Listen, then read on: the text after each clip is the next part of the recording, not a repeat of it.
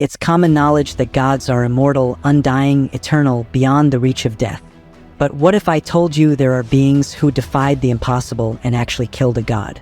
I'm not talking about hypothetical what-if scenarios or overpowered warriors and creatures who could slay a deity. No, these are legendary figures who have already struck down the divine. And the deeper we go, the crazier these stories get. From monstrous beasts to cunning tricksters, these god-killers shattered the limits of mortality itself.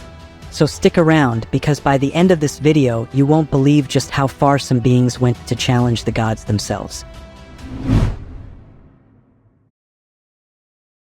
This god-killer, or rather, God's killer, earned his place in legend by taking down multiple deities. Though his targets were lesser gods, his feats remain extraordinary. Meet Houyi, the legendary archer of Chinese mythology, is best known for his heroic act of saving the world from destruction. In ancient times, 10 sunbirds took turns rising into the sky, providing warmth and light. But one day, they all appeared at once, scorching the land, drying up rivers, and causing immense suffering. Crops withered, and people struggled to survive under the unbearable heat.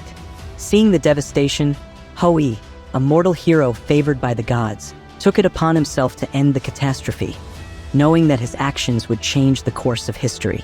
Armed with a divine bow and arrows, said to be crafted by the gods or gifted by the Queen Mother of the West, Houyi climbed to the top of Kunlun Mountain. He drew his bow and, with unmatched precision, shot down 9 of the 10 suns. As each sunbird fell, the sky darkened, and balance was restored. Only one remained, ensuring that the world would still have daylight. Houyi's actions saved humanity, but they also came at a great cost. He had slain celestial beings, disrupting the divine order. Though he was hailed as a hero on Earth, the gods did not share the same view. Depending on the version of the story, either the Jade Emperor or another celestial ruler was angered by his actions, believing he had gone too far. As punishment, Houyi was denied immortality, forced to live as a mere mortal despite his great deeds. He later obtained an elixir of immortality from the Queen Mother of the West. However, before he could drink it, his wife, Chang'e, consumed it instead and ascended to the moon, leaving Houyi behind to live out his days on Earth. Houyi's story is one of power, sacrifice, and unintended consequences. Though he was one of the most powerful archers in mythology, his actions cost him everything. He was a hero to humanity but a transgressor in the eyes of the heavens. His tale serves as a reminder that even great power comes with great risks, and defying the will of the gods can lead to both glory and downfall. Seth, the Egyptian god of chaos, storms, and war, is infamous for one of the most significant acts of divine violence in mythology: the murder of his brother Osiris, the god of fertility, kingship, and the afterlife. Osiris ruled Egypt wisely and was beloved by both gods and mortals, but Seth grew jealous and resentful of his brother's power. Seeking to overthrow him, Seth devised a cunning trap. He crafted a beautifully decorated chest, perfectly sized to fit Osiris, and during a great feast, he promised to gift it to whoever could fit inside. When Osiris lay down inside, Seth and his followers slammed the lid shut, sealed it with molten lead, and threw it into the Nile, leaving Osiris to drown and die, marking one of the rare instances of a god being truly killed.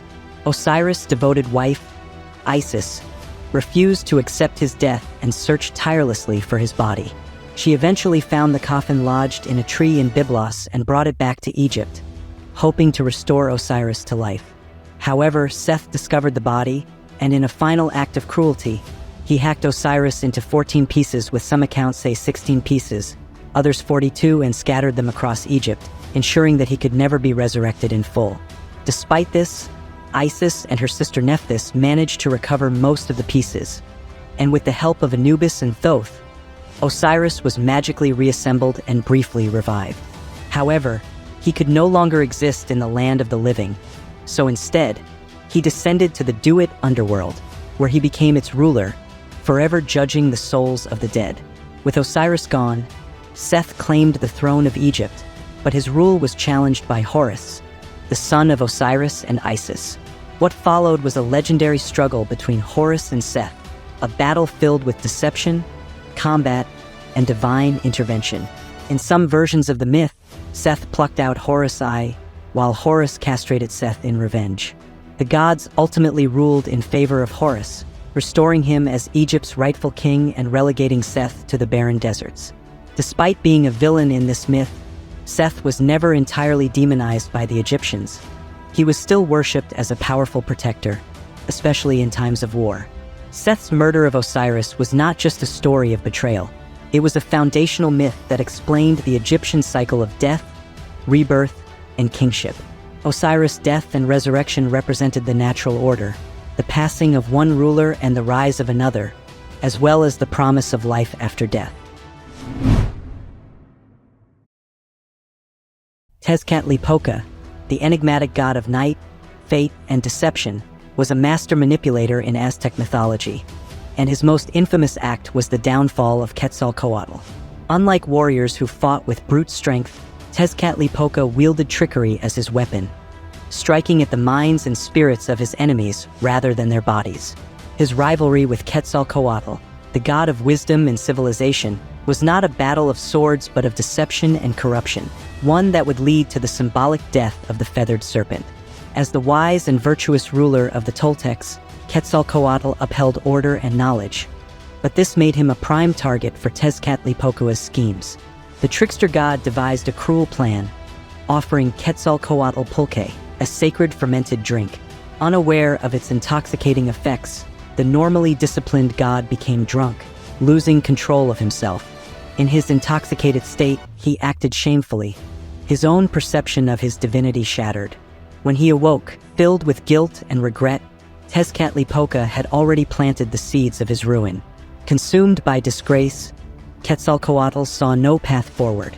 He abandoned his people, exiling himself to the eastern lands. In some versions of the myth, he walked toward the sea, setting himself aflame on a funeral pyre, his physical form destroyed. Yet, from the ashes, his spirit rose into the sky, transforming into the morning star, Venus. Though he lived on in another form, the mighty Quetzalcoatl as he once was, ruler, god, and civilizer, was dead. Tezcatlipoca had not killed with a blade, nor had he waged a war of strength, but he had achieved something far more devastating. He had broken a god's spirit. With Quetzalcoatl gone, Tezcatlipoca's influence over the world grew stronger, cementing his role as the ever-present force of chaos and fate. His victory was not in bloodshed, but in reshaping the destiny of the gods themselves, proving that even the most revered among them could fall to his cunning. If you enjoy this type of content, consider subscribing. It's free and you can unsubscribe later. Ereshkigal, the goddess of the underworld in Sumerian mythology, was a ruler unlike any other deity. While other gods held dominion over the sky, the land, or the seas, Ereshkigal's power was absolute in one place, the realm of the dead. No one who entered her domain could leave without her permission. This became clear when Inana, the goddess of love, fertility, and war, decided to descend into the underworld. Some versions of the myth suggest she went to attend the funeral of Ereshkigal's husband, Gugalana, while others imply she sought to challenge her sister's rule. Either way, her journey would end in death.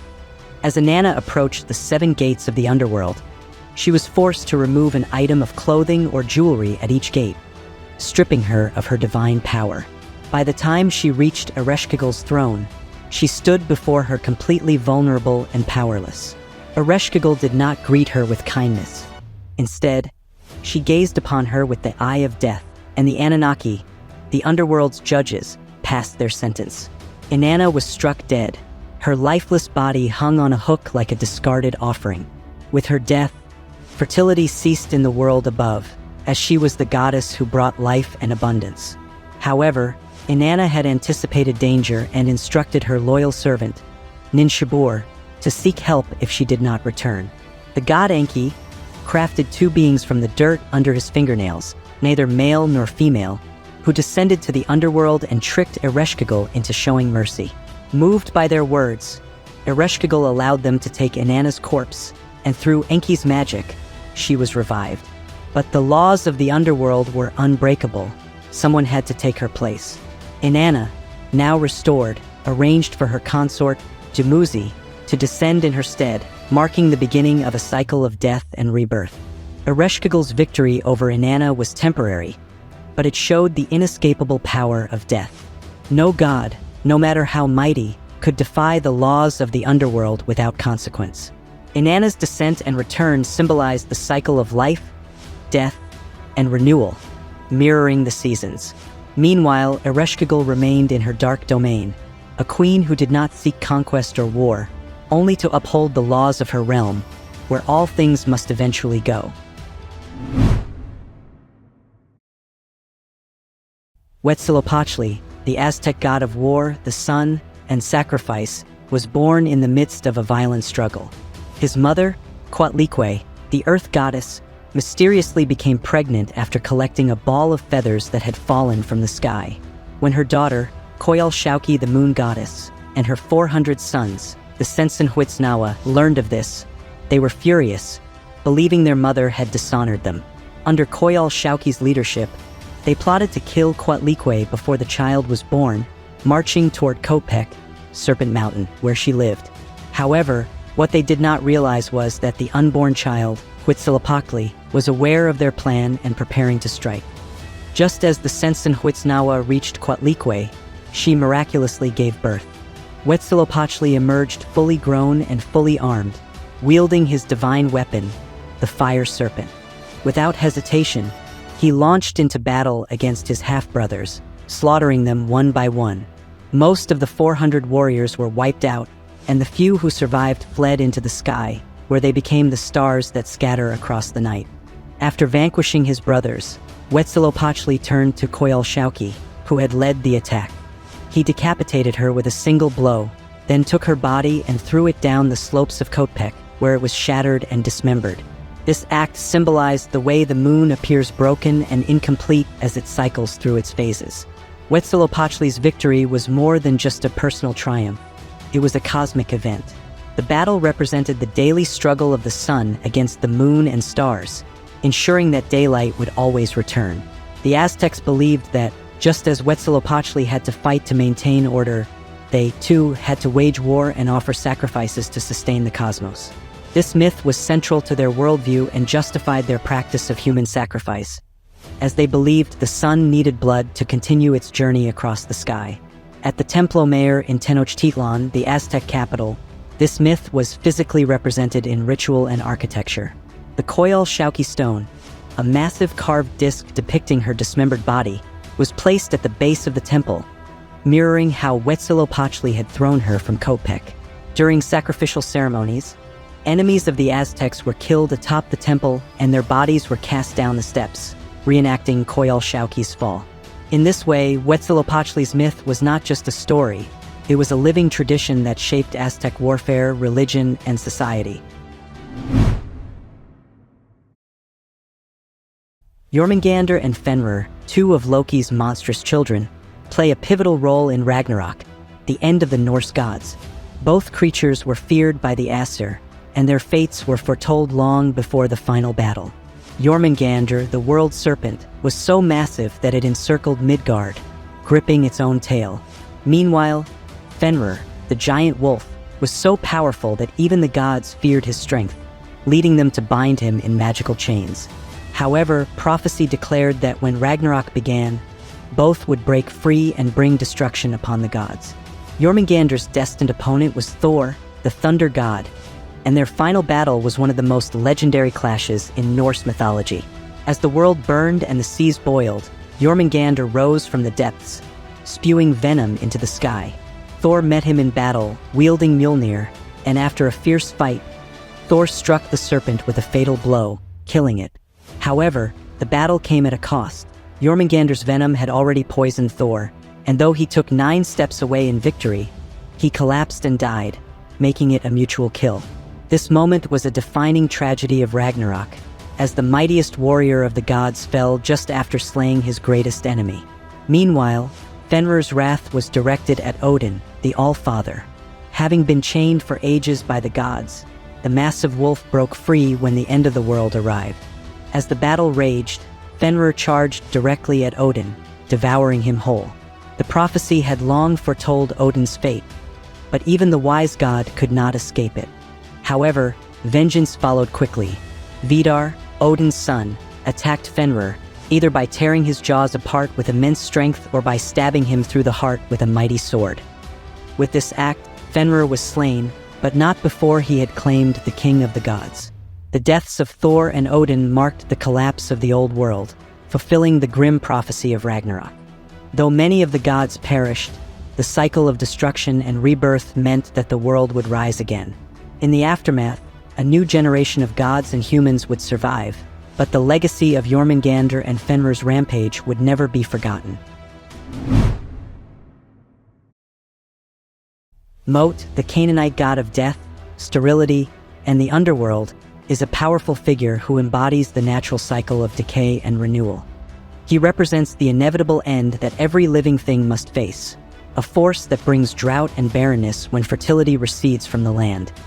Unlike gods who fight with physical might, Mot's power lies in his dominion over death and the cessation of life, serving as a constant reminder that even the gods are not exempt from this cycle.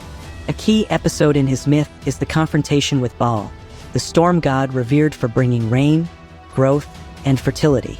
According to the texts, Mot sent a challenge to Baal, a reminder that no power can escape the certainty of death. In response, Baal descended to the underworld, entering Mot's realm. This act was less about force and more about acknowledging the natural order, the moment when even the giver of life must submit to death. When Baal arrived, Mot devoured him, swallowing the storm god into the depths of the underworld. Without Baal, the rain ceased, crops withered, and the land fell into drought. It was not a battle of swords or divine fire. Mot's power was more absolute. He didn't just kill Baal, he erased his presence from the world. But Baal was not forgotten. His sister and consort, Anat, the warrior goddess, refused to accept his fate. In her rage, she hunted Mot down and attacked him, cutting him apart and scattering his remains. Though Mot was a god of death, he could not resist destruction forever. With Mot weakened, Baal was brought back to life, and the rains returned, restoring fertility to the land. This cycle, Baal's death and resurrection, became a divine pattern, mirroring the seasons of drought and renewal. Mot was never truly defeated. Like death itself, he always returned, ensuring that no life could last forever. Though Baal would rule again, the cycle of his death and resurrection would continue for eternity, mirroring the changing seasons. In the realm of myths and legends, mortals rarely stand a chance against gods, but these few have proven themselves as some of the greatest slayers of the gods.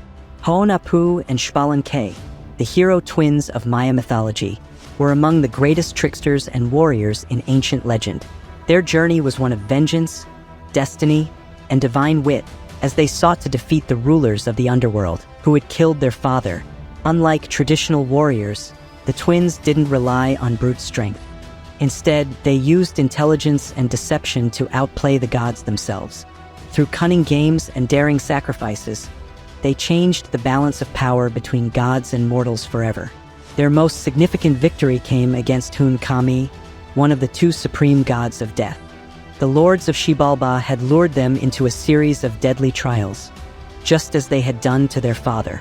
But instead of falling into their traps, the twins tricked the gods into believing they had divine control over life and death. To prove it, they willingly sacrificed one of their own, Hunahpu, only to bring him back to life. The gods, intrigued, demanded the same ritual. But when the twins performed the sacrifice on Hunahpu, they never resurrected him, permanently killing one of the rulers of the underworld. Another of their legendary battles was against Vucub Caquix, a false god who claimed to be the sun and moon. He was a powerful being with jeweled teeth and shining eyes, and his arrogance made him believe he ruled the heavens. Knowing they couldn't overpower him directly, the twins devised a plan. They shot him with their blowguns, breaking his teeth and robbing him of his power. Then, disguised as an elderly healer couple, they convinced him to let them treat his wounds, only to remove the last remnants of his strength. Weakened and humiliated, Vucub Caquix withered away, dying a powerless being. The hero twins didn't just fight gods, They killed them through intelligence rather than brute force. By defeating Hunahpu, they shattered the power of Xibalba, forcing the remaining death gods into submission. By killing Vucub Caquix, they cleared the way for the true sun and moon to rise. In the end, Hunahpu and Xbalanque themselves ascended into the heavens, becoming celestial bodies, forever marking their victory over the forces that once ruled both the living and the dead. Surtr, the fire giant of Norse mythology, is a force of pure destruction, destined to play a key role in Ragnarok, the end of the world. Unlike the gods of Asgard, Surtr does not engage in the conflicts of men in divine affairs. He waits. Deep in Muspelheim, the realm of fire, he stands with his flaming sword, biding his time until the final battle. He is not a trickster like Loki or a warrior like Thor. He is the embodiment of the unstoppable, a cosmic force of fire that will consume everything in its path. During Ragnarok, Surtr finally marches against the gods, leading the fire giants across Bifrost, which shatters beneath their power. His greatest battle is against Freyr, the Vanir god of fertility and prosperity. Freyr, once armed with a magical sword that fought on its own, had given it away long ago to win the love of the giantess Geir. Now, without his strongest weapon, he faces Surtr unarmed. The battle is fierce, but Surtr overpowers and slays Freyr, fulfilling his role as the bringer of destruction. But Surtr's purpose does not end with Freyr's death. As the battle of Ragnarok rages on, he raises his sword, setting the world ablaze. The flames of Muspelheim consume the 9 realms, Asgard, Midgard, and all creation burn in the Surtr blaze, Surtalogy. Even the gods who survive the battle cannot escape the fire. The land is scorched, the seas boil, and the sky itself is swallowed by flame. Surtr's fire ensures that the old world is completely destroyed, making way for a new one to rise. Unlike many figures in Norse mythology, Surtr is not a ruler or a hero. He is destruction itself. He does not seek power or vengeance. He simply fulfills his destiny as the one who ends the world. Yet, even in this destruction, there is renewal. After the flames die down, a new world emerges, untouched by Surtr's wrath. In the end, he is not just a god killer, but the force that ensures the cycle of death and rebirth, a reminder that even the mightiest gods cannot escape their fate.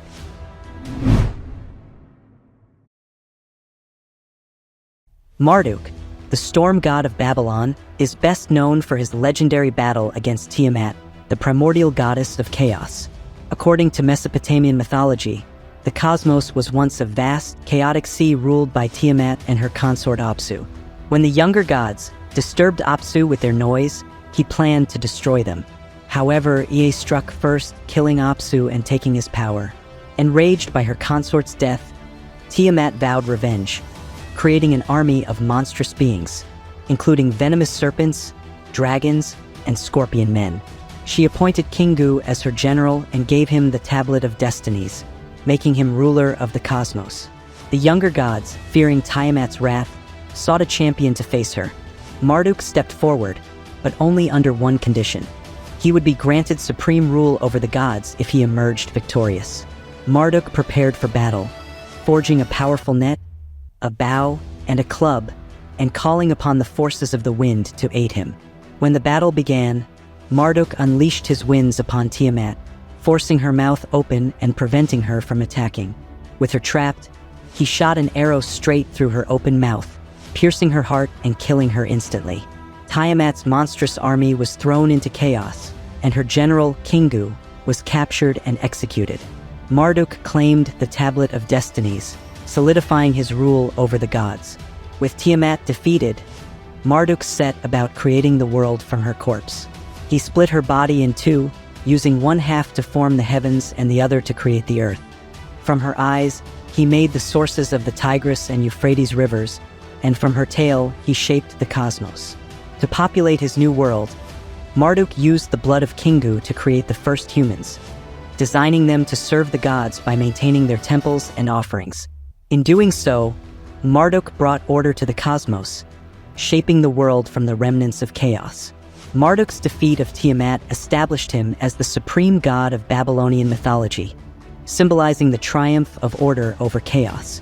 His victory became the foundation of Babylonian kingship, with each new ruler reenacting the myth during the Akita festival to reaffirm their divine right to rule. The tale of Marduk's battle with Tiamat is one of the earliest recorded god-slaying myths, illustrating the eternal struggle between chaos and civilization.